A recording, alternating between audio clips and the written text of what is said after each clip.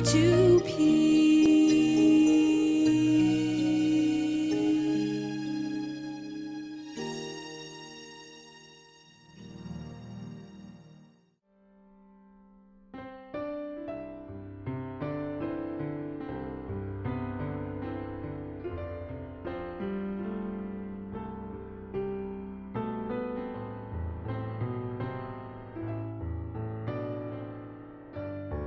Today we're going to make stir fry, okay? So the first thing we're gonna do is press some garlic. This is a garlic press. And in the stir fry we have onions and garlic. We have celery, broccoli, and on top of here is cabbage. Well, on the bottom is the cabbage. And there's parsnips and carrots. And parsnips, my uncle, he really knows about parsnips. You want to tell them about parsnips? It makes the stir fry taste better, and it looks like a white carrot actually. And cabbage, and then there's more cabbage and purple cabbage. Okay. So, and then olive oil, salt, basil, garlic powder, and onion powder. And this right here is something called, it's a mung bean. And you can get this at the international store, or you can even get mung beans from Harris Teeter. So, it's really good. So this is actually much better than rice noodles for this, the rice bean straw, because it seems like it's more, it's not the same. The mung bean is like really good for this. It's the secret of making a good stir fry, is using the mung bean instead of rice noodles. So then, put some of that in some cold water. Just follow the instructions for this. But it's really not hard. You can just put in some cold water, or any kind of water. It can be cold or hot. Let it sit in there.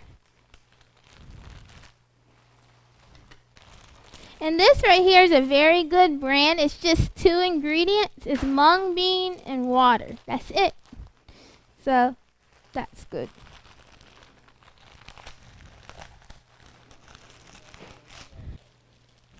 So you can use as many as you want. So now that's soaking over there. And then in here, what's going to be sauteed. Just put some olive oil in here. And garlic. See?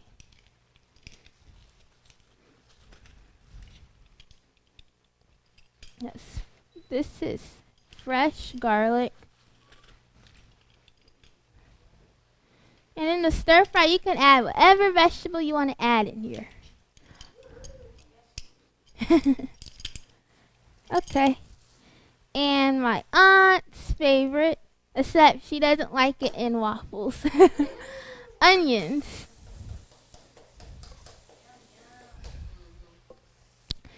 And mix that together.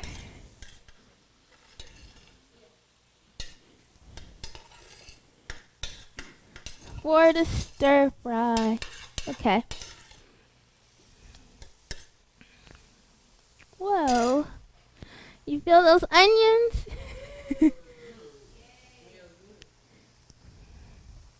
Okay, this is celery. This is broccoli. And this is, whoa, those onions are hot for my eyes. Okay, so now this is the carrots, parsnips, and cabbage.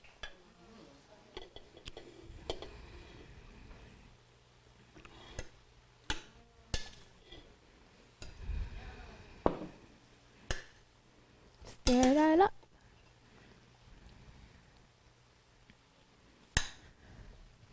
This is cabbage with purple in it.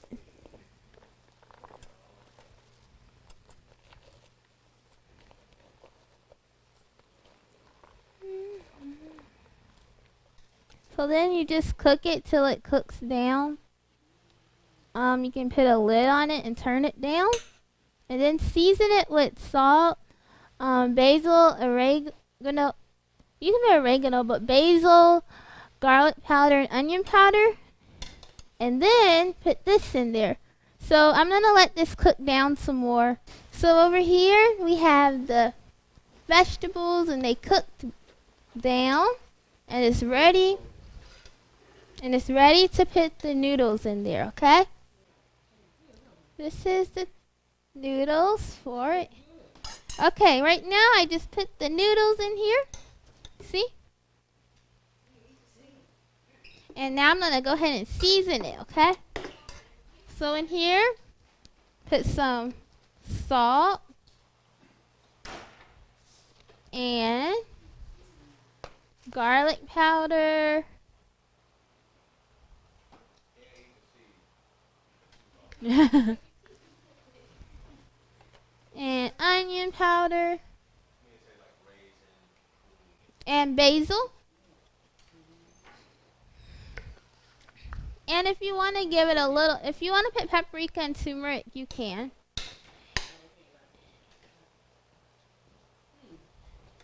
So go ahead and stir this up.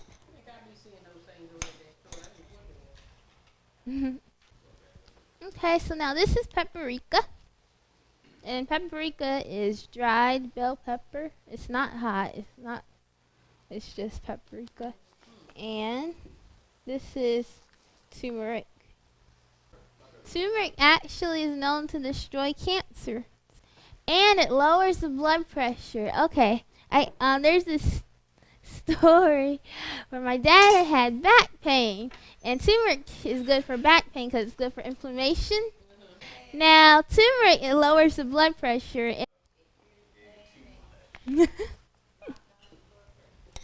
Countries that use turmeric a whole lot in their cooking, like put it in their dishes, guess what? Their cancer rate is very low. They don't have a lot of cancer there. I'm going to cut up these noodles some with this. Cutting the noodles up. The noodles are really long, and you can just kind of chop it up with the spatula. Olive oil in it. There's one more ingredient that has to go in here, which is the tofu, okay? So,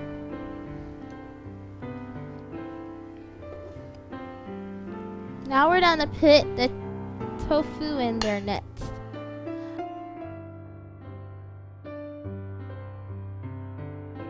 Some may be asking, so where's the meat? Well, we don't have meat, but, well, I mentioned before that God's original meat is fruits, grains, nuts, and veggies anyway. But this right here is tofu. This is the silken tofu, and this is better. I'm just learning this now, obviously. And this is better than the firm, the extra firm. But you can get this both at the Asian store in Charlotte International Store. And it has less ingredients in it, but really you can do the best you can with that. But you gotta freeze it. Non-GMO. That's what we need to get. Non-GMO. Non-GMO. Genetically modified. That's what GMO means.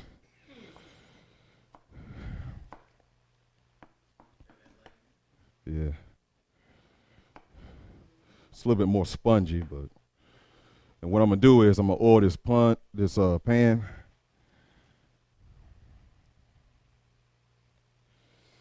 So it don't stick. And you want to cut it as thick as you can, so it'll be more firm when you bake it, more meaty-like. Because once it bakes, it's gonna be just as good as the firm. You season it. But if you can't find that, just get the firm and just rinse it off the best you can. You know what gives meat its taste? Do you know what gives meat its taste? The blood and the fat. And don't you know the Bible says in Leviticus 3, verse 11, or 3, verse 17, that we should not eat the blood and the fat. And you read in Leviticus chapter 11, God gives a list of clean and unclean animals. He said that the fish, if it has fins and scales, it's clean. But if it don't have fins and scales, or if it don't have the scales but it had the fins, then it's unclean. We know catfish, that's not clean. Lobsters, crabs, that's not clean. Don't you know that lobsters and the crabs, they are the janitors of the sea. Shrimps, they are the janitors of the sea. Would you eat some cockroaches with some cocktail sauce? That's basically what they are. They're basically the cockroaches of the sea. They had those claws, those crabs and lobsters, they had those claws to grab the poop and other stuff that they grab. So when you eat the shrimp and the crab, you're eating poop secondhand. You didn't know poop tasted that good, did you? I hope I didn't ruin anybody's plans to go to Red Lobster. But and of course we know the hog, that's unclean. A hog or eat a dead dog.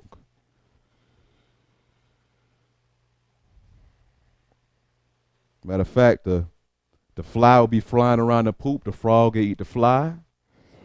Then Mr. Snake will come eat the frog.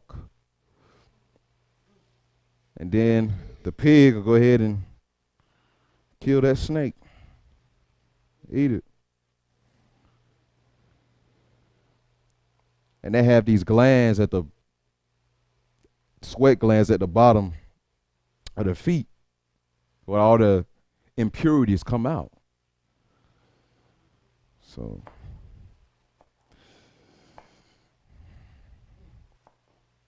it may taste good, but it ain't good for you. And if you have eaten pork, you have worms in your body. And the only way to get rid of those worms is, there's different things you can do, but one of the main things you can do is eat some pumpkin seeds. We have our tofu here. It's nice and meaty here. Like I was saying, the silken is the best, but if you can't get that, get the firm. Just make sure you rinse it off. Here's some salt.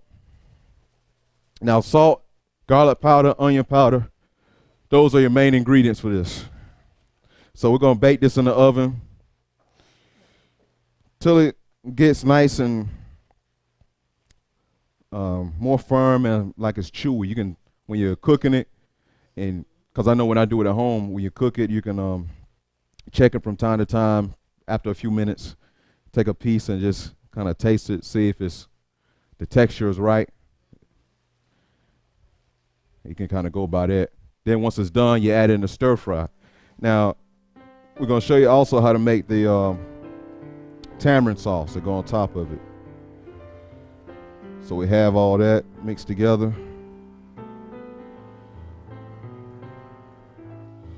Now I'm going to put this in the oven at 350, let it bake. And once it's done, like I said, we add to the stir fry. We add the noodles also with the stir fry.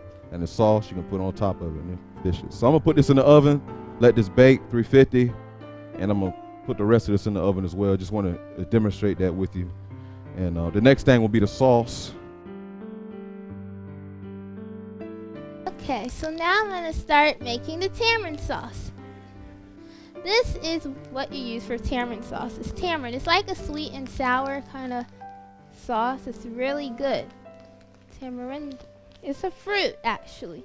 And this is what the fruit looks like. It looks like a bean pod, like kind of. You can get this at the international store, or you can actually get the fruit. You know, the fruit that looks like this. You can get it at Food Lion, but in the international section. It's like in a bag of dried fruit that looks like that, like bean pods, big, like that big. So this is the tamarind, the actual fruit. This is dried. And what tamarind is actually the inside of this fruit. Okay?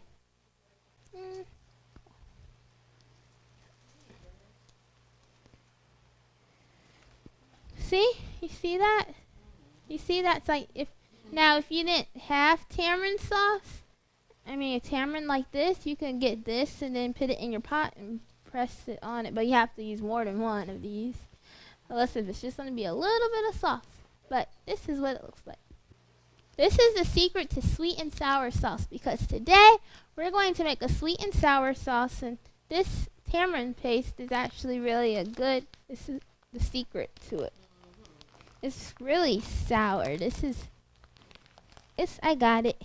You can just poke a hole in it, however you want to get it open.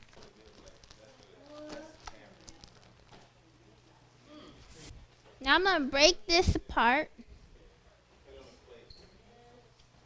So what you do to the tamarind is you break it apart in pieces.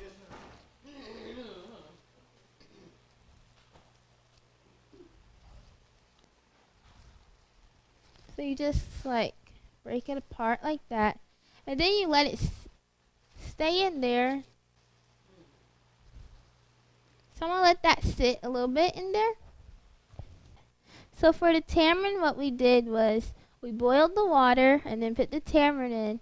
And then you can put the burner on 3 around medium-low heat. You can keep the tamarind in there and let it sit for about 15 minutes. And then mash it up, which that's what we're doing right now.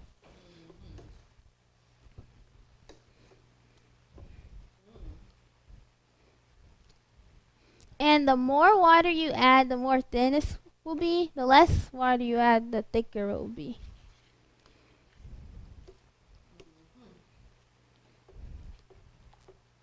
See, it's actually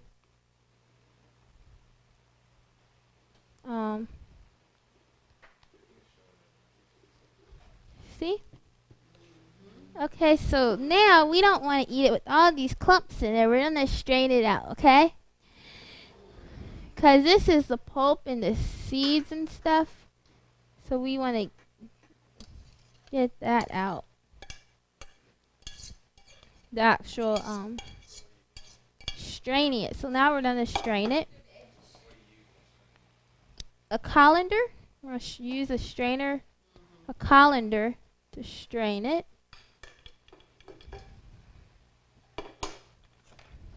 And just kind of stir it up so go right out. So we'll have the pulpy stuff. You see this stuff right here?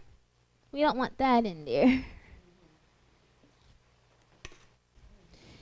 The package, it says seedless on the package, but there's pulp and stuff that has to be strained out. It has to be strained out. You see all that stuff? It won't be a sauce with all the stuff in it. Okay, so then here's the sauce that comes out.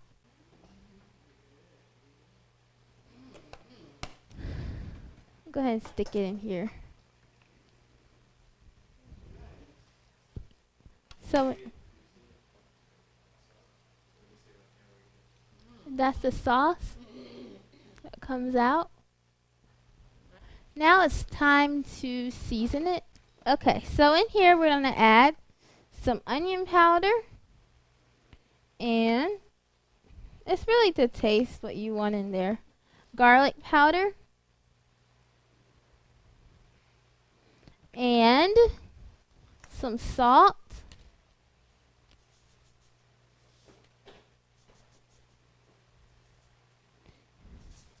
Okay, so this is the Florida Crystal raw sugar, and it's less processed than the white sugar. This is extremely sour. So to make it sweet and sour sauce, you're going to have to add a good bit of sugar in it, okay? You can use, instead of using the sugar, you can use raw honey and maple syrup to sweeten it. And it works really well to sweeten it, but you'll have to add a lot of honey in there as well. But it's up to you. It actually tastes really good with honey in it as well. Especially if it's local honey instead of store-bought honey, because local honey tastes always better. Just stirring, mixing it, like kind of make sure the sugar's in there well.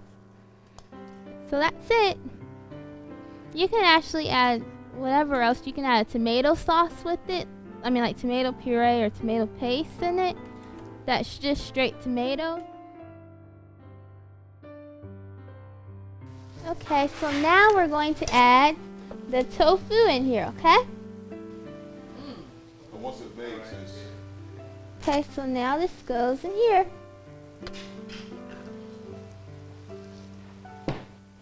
And this is actually a meal by itself because you have your vegetables in here.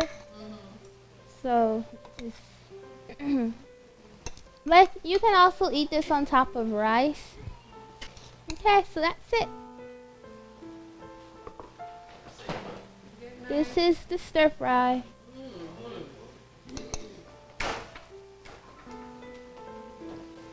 So then what you can do is you can put rice on the bottom and then the stir fry on top. Or you can just put the stir fry on your plate.